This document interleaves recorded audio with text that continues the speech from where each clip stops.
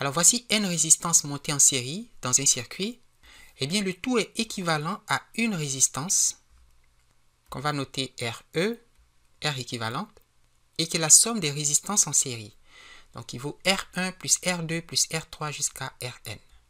N'est-ce pas?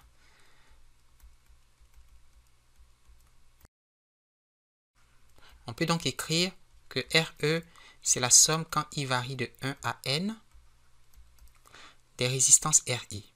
Alors, quand ces mêmes résistances sont montées en parallèle, eh bien, le tout est équivalent à une seule résistance qui est telle que quand on fait 1 sur RE, on trouve la somme des inverses de toutes les résistances en parallèle.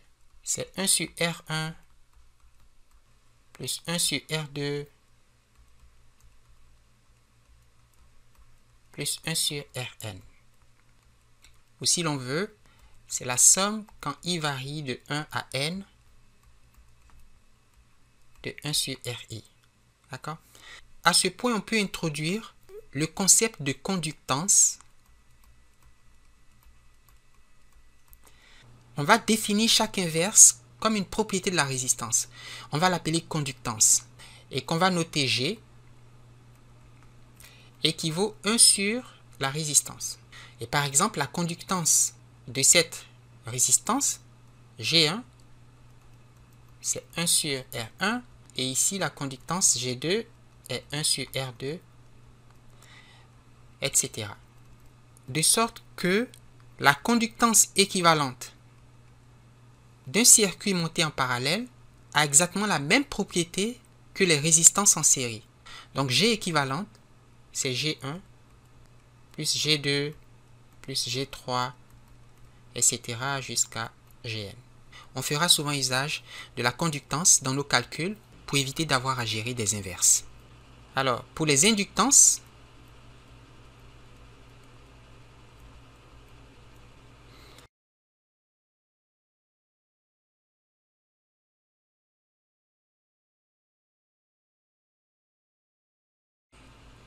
représentées par la lettre L, on a exactement les mêmes propriétés que les résistances montées en série et en parallèle. Autrement dit, en série, l'inductance équivalente est la somme des inductances en série et en parallèle, on a 1 sur LE égale à 1 sur L1 plus 1 sur L2, etc. jusqu'à 1 sur Ln. Et pour les capacitances,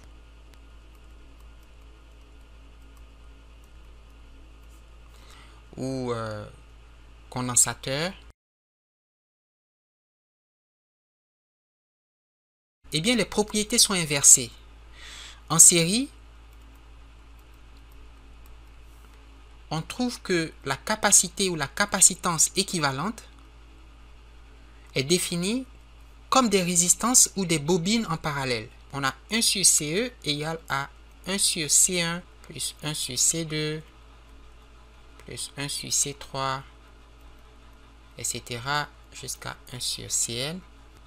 Et en parallèle,